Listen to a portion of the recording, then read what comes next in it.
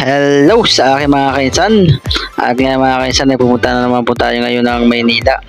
At bibisitahin natin ang ating mga kainsan sa Maynila. Ayan po, sasakay po tayo ngayon ng barko. Dito po tayo ngayon mga kainsan sa Calapan Pier. Ayan po.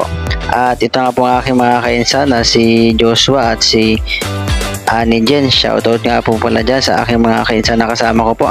At dito sa lagay na ito mga kainsan, ayan po, makikita nyo mga kainsan, nakasakay na po tayo ng barko. Paalis na po yung ating barko sinasakyan. At makikita nyo mga kainsan, yung bago pong terminal ng Calapan. Ayan po, napakaganda po mga kainsan. Ang dami rin pong manok dito mga kainsan. At dito nga mga kainsan ay hindi po ganong maalon po ngayon ang ating biyahe. Ayan po, makikita nyo hindi po ganong malakas ang alon. At dito nga mga kainsan, ayan po, nagsakay na ng mga pangarga itong barkong sasakyan natin. Ayan po mga kainsan, no? At nandito na tayo ngayon sa loob po ng barko. Ayan mga kainsan, marami na rin pong pasahero.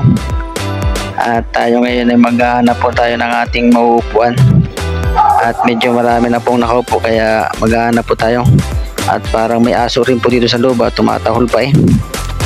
At dito na nga mga kainsan, tayo nakakita na po ng mauupuan. At dito tayo ngayon po sa may malapit po sa likod. Ayan po, may mga manok pa po dito sa likod siguro.